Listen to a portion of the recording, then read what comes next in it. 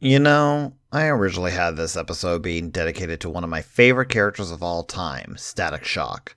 I wanted to talk about the different things the character did and just how wonderful his show was at the time. But this is something we need to talk about how these kinds of ideas are played out and how it just doesn't work. Hello, ladies and gentlemen, and welcome back to a rather unusual episode of Fascinating Fiction.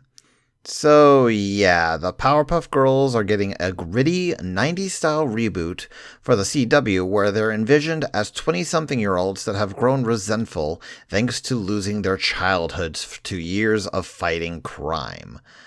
I'm not even paraphrasing here. This is exactly what's being reported as happening. And as someone who has had their own favorite childhood TV show turned into an underdeveloped and lackluster live-action series, one that I've actually done a multi-hour retrospective of, I feel like I had to talk about this.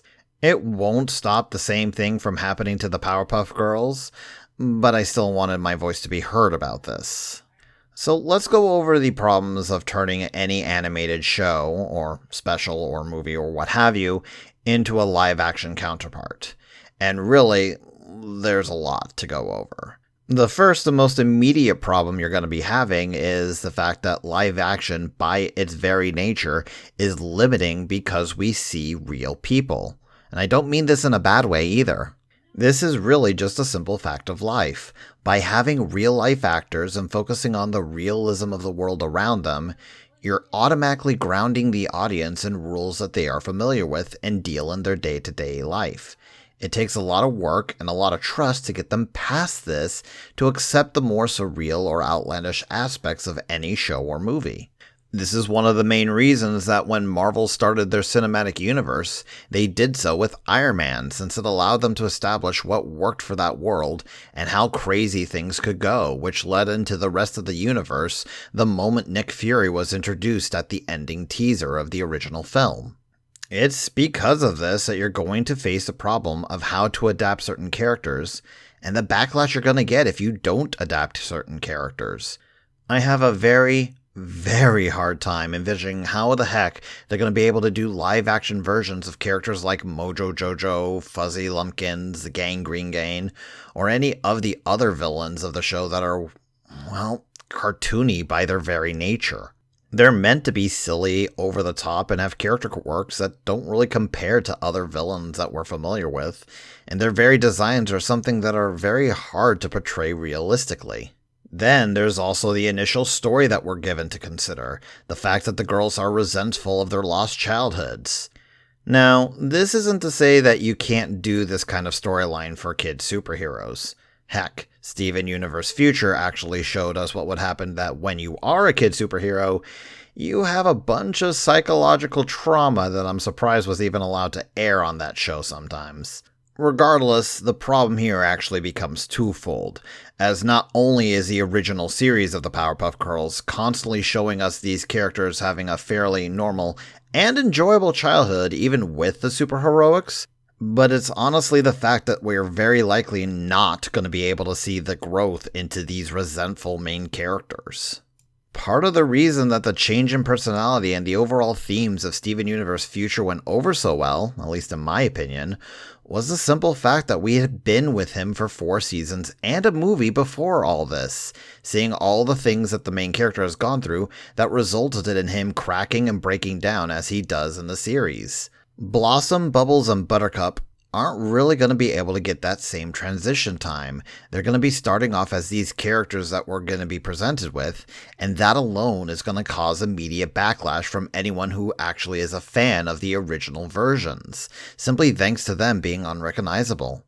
Heck, just look at how people treated the recent animated reboot of the Powerpuff Girls, and Buttercup in particular. You can see from that alone just how much not being faithful to these characters can cause some pretty harsh reactions. Tone is honestly another thing to look at when it comes to the question of should something like this exist in the first place. In this particular case, I want to use the Power Rangers as an example. The actual show itself is, for the most part, lighthearted and silly when it comes to the fact that it's about spandex-wearing heroes and the fact that they're hitting monsters that can be everything from a mass of eyes to a living computer. But it can be just as serious as some of the Marvel movies thanks to the acting, music, and heck, just some of the stories that it can tell. Watch some of the episodes of Power Rangers RPM to get a good idea of what I'm talking about, especially any episode that involves Dr. K. But now compare this to the movie that was made fairly recently. I think it's immediately obvious to anyone what I'm talking about when I mention tone.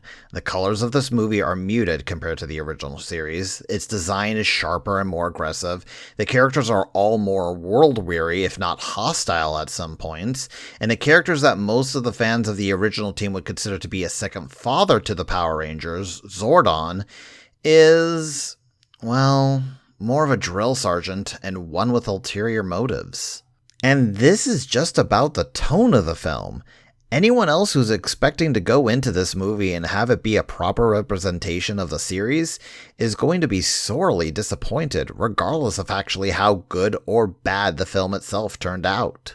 With all this said, however, don't think I'm going to be calling this a bad show that's going to immediately go up in flames in the very first episode. I just don't do that. I will always say that you need to give a show, movie, or whatever a chance before you decry it as bad. I did this with Guardian Code, another live-action show that was meant as a continuation of one of my favorite TV shows of all time, Reboot. And needless to say, this is actually one of the major reasons why I'm against this kind of idea getting off the ground in the first place. Because I've seen just how bad it can get. And I know from the history of comic books going through the same thing, thanks to the era of Rob Liefeld, that it's possible to become so much, much worse than even that. And that's really what I'm trying to say, I guess. Even if I wasn't the biggest fan of the Powerpuff Girls, I still enjoyed what I saw and respected them as characters. I know how attached people can get wanting to protect the legacy of these characters. So, really, CW? Creators of this new show, I'm not going to say don't make it. That's honestly not my space, and I doubt you'll listen to a small-time YouTuber like me in the first place. But what I ask of you, and anybody else who's wanting to do a reboot or reimagining of our favorite childhood characters, please, all I ask is this. Think of who you are making this show for. Think about the fans, about the people who grew up with this franchise, and just what they would enjoy. Don't throw away everything good and wonderful about what made some of these shows and series and movies so fantastic in the first place, just for a quick cash grab. In the end, all of us fans and people who have watched these shows really want is respect for these characters that we have grown to love. And it's unfortunately something that we don't get that often. With that, I hope you have all enjoyed another episode of Fascinating Fiction, and will hopefully look forward for more to come. Should you have any suggestions on something you'd like to see me cover, please leave a comment below, as well as liking the video and subscribing if you wish to see more content like this. It really does help us out. Be sure to also check out Getting With the Program, a more off-the-cuff show in which Kitty Cross, Ash and Sky and I go through a series that one of us are not familiar with episode by episode, and give our honest thoughts about them. I also have a Twitter and a Twitch if you wish to follow us there, where we usually will play games and just give my general thoughts about what's going on at the time. But until then, folks, stay frosty.